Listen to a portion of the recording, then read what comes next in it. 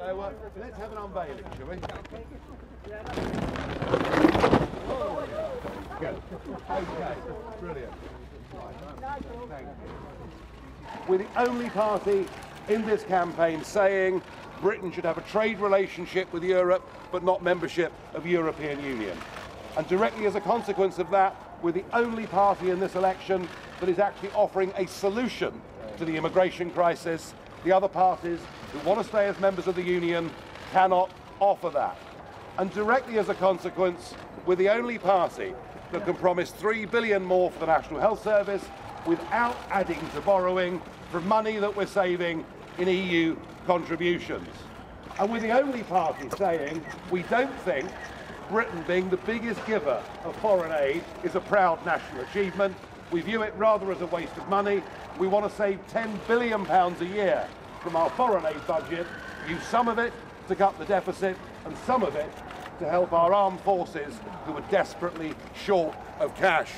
And since 2006, we fought a campaign for there to be no tax on the minimum wage. I'm pleased to say that some of the other parties are now beginning to follow and they've upped the level at which people start paying tax. Our challenge as a party in the next 38 days is not to get people to agree with us. The vast majority of Britons agree with all 5 of those points. Our challenge is to convince people that if they want change, they've got to vote for change, and only Ukip is offering that. We've been going about 5 hours. I wouldn't say we've lost momentum in the first 5 hours. In fact, far from it.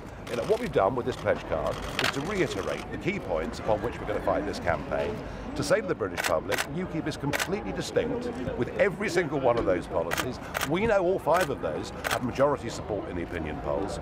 My job is to convince people to vote for change. If they want change, they've got to vote for it. So it's far too early to judge who's up and who's down. What we've been through for the last few months is nothing less than a phony war. Yes, I'm taking Thursday very seriously, and I hope that I'm able to get across to the viewing public the fact that Ukip alone is completely distinctive on these key issues, like open door immigration and our relationship with Europe.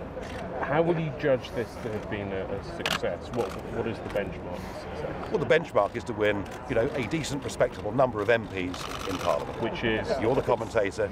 You tell me.